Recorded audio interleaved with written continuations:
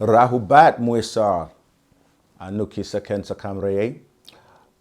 That was Greetings Family. I am Saken Sakam Reye. And this is OSM Vision, Ask Us Anything.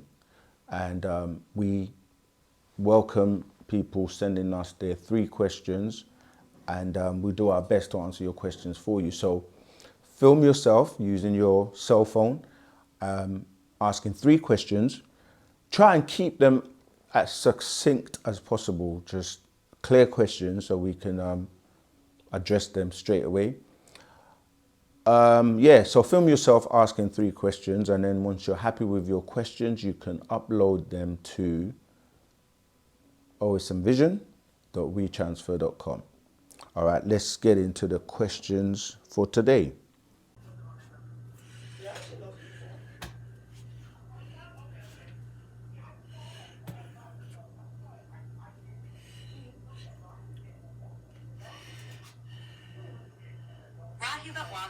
And Asara Nelson. My name is Andre Taha Smith. I'm from Las Vegas and I'm deaf Nubian. I'm fan of you.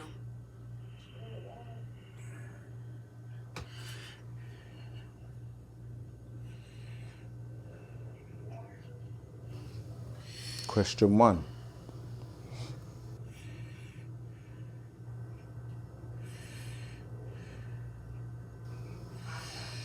Right, this brother is deaf, so he's actually using a translator on his phone, and he said he was a Nubian and he's deaf, and he's gonna ask his questions by way of using a translator.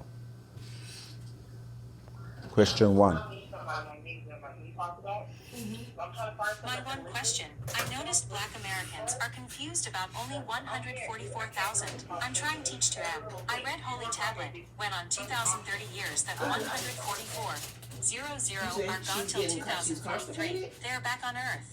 Nubians have a chance choice following 144,000 are on Earth 6 ethers. Only 1/3 Nubians Earth make it with 144,000 fly out crafts. Other 3/4 Nubians Earth stay with Earth 6 ethers as black devils. I knows Nubians can't escape from Mark of Beast. I'm correct. Okay, so the first question, from what I can make out, is talking about the 144,000 and how many people are confused about who the 144,000 are and the ones that will be lifted up in 2030, according to what he has read in the Holy Tablets, and that a lot will be left behind, who are also inclusive of black devils, and that is he correct? The first thing is to realize that the Holy Tablets has also expired. And when we say it has expired, we're not saying that you cannot read it. Because of course, like everything the Master has ever published, whether verbally, giving a seminar, a lecture, or recorded on audio or video, it's relevant. It's relevant in the journey we've been on, taking us through the various schools. And the Holy Tablets was the conclusion of the end of the monotheistic religions, because it actually clarified and cleared up a lot of the misinformation in the Universal Book of the Dead, which is the monotheistic religions, or the 3 frogs known as Judaism, Islam, and Christianity. So the Holy Tablets basically clarified all the information from the Anunnaki stories and the Sumerian tablets that became these 3 frogs. And it went on to even more information, talking about the origins of, the planets, the galaxy, the universe, and talking about all these different types of extraterrestrial beings, including our ancestors, and so on and so forth. And it speaks of the 144,000 that will be able to make the grade in terms of chosen people, because you hear the quote, many are called, few are chosen. And a lot of people get preoccupied with, and somewhat apprehensive of, not being one of the 144,000. And instead of focusing on doing what they need to do, in the hereafter doctrine, which is Pataraks, actual facts, and master secrets, which the master started giving us in the sun cycle from the year 2000, after the first half hour of giving us what we wanted, which was to learn and know all these questions about these, three frogs or these monotheistic religions. So he spent from 1970 to the year 2000, which is half an hour symbolically of the quote relating to being the man of the hour, or this period that we're living in, where from the year 2000 to 2030 is the second half hour. All right. So the 144,000 will be those beings that would have received their barythry gland, or they will be taken away to receive their barythry gland and be taught. And the 144 itself relates to the combination of species of Nagaru, and the symbology around 144,000, because when you add up 1 plus 4 plus 4 is 9.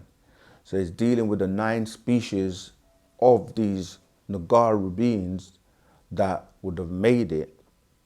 However, in the hereafter doctrine, it's about you doing something for humanity, and you being a part of Wu-Sabat and helping to free the master teacher, Parnabab Yanun, Dr. Malachi Z. York, is you contributing to doing something for humanity, because once the master teacher is free, his mission and what he's here to do and what he has been doing will benefit the whole of humanity.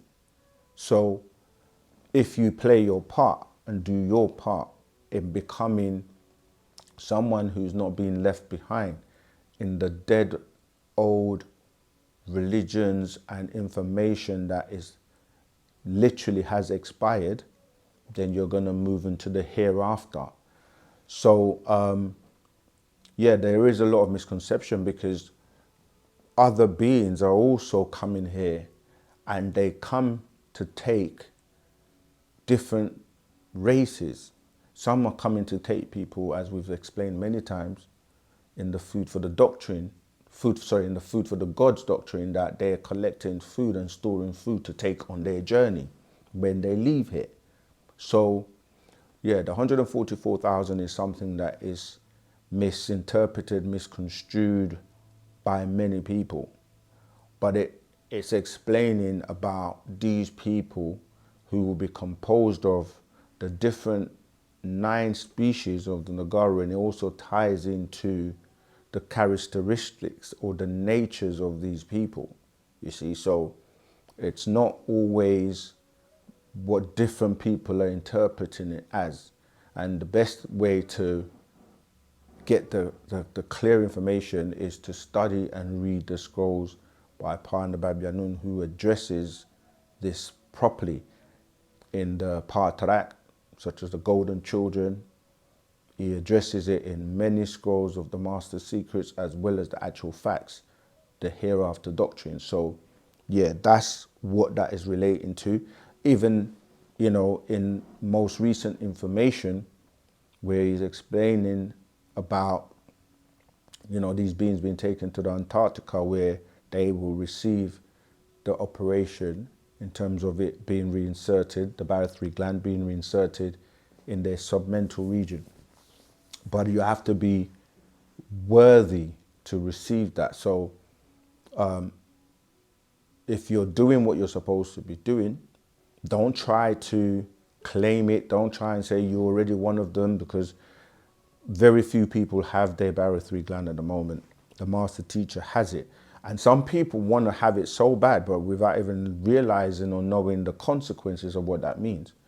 He explained, Parnabab Yanun, that having your barythry gland is like a blessing and a curse at the same time. Meaning that you have the ability to use pretty much all your brain, power, and therefore you can do things like you can hear everything that people are thinking, and you can feel things and be in a position where, you know, you can't turn off the noise. Can you imagine constantly being able to read everybody's minds and hear everything people are thinking, or being in a situation where, you know, like one of the examples he gave is like, imagine someone coming to you, smiling in your face, hugging you and pretending they love you, but they walk away and you can hear them in their mind saying, I can't stand that person. You know, these are the things. So, yeah, people get obsessed when they hear certain information, like information about being a golden child, information about the 144,000. And instead of, as he said, don't try and claim it, just do your best, because you still benefit from Wu-Sabat, and those 144,000 are going to come back and teach and help to save the planet if it ever gets to that point anyway. And they will come to help save the rest of the people who maybe were not able to make it as part of those 144,000. But in any case, deal with now, yeah, because there's then in the past, there's now, and there's then, which people will consider the future. Stop being preoccupied with the future and focus on now, and don't try to claim something, because ultimately who's going to know and choose who is a golden child or one of the 144,000? It's going to be Partner Babyanun, amongst the other, you know, council, the nine, so, or the Partner Tharu. So, yeah, it's a waste of, I would say, energy trying to like second guess or fooling yourself into thinking that you've already made it when you're not the person that decides or chooses. All right, let's move on to the next question. I hope that's helped.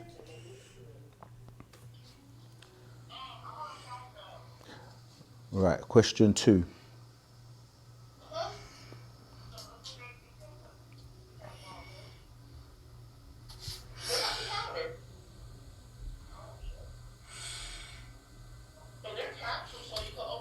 My 2 question. I'm still confused as no clue. Noah's wife is Nama or Emzra? Sorry, I didn't hear that. Let me just rewind. Or Emzra?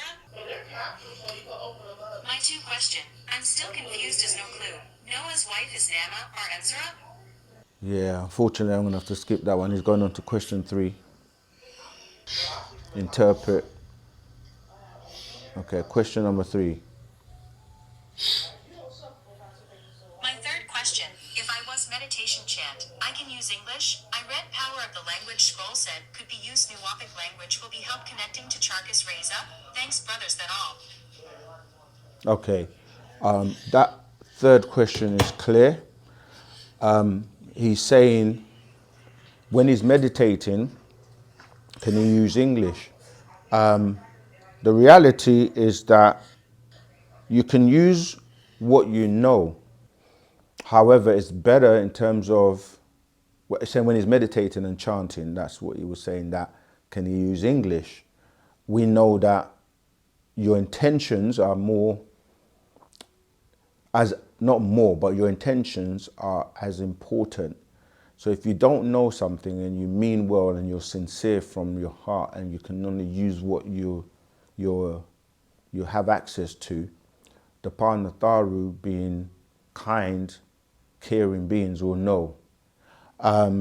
However, of course, you're not going to get the same level or potency in terms of using the Misbatia, our language, because the tones and vibrations are going to help you reach those higher levels. So obviously it's ideal to chant in Misbatia. It's ideal to think in Misbatia and to speak in Misbatia. But obviously if you don't know, you can only do your best with what you know until you're able to do better. So yes, you will still get, you'll still get something positive from your intentions and doing it based on the best that you have at the moment.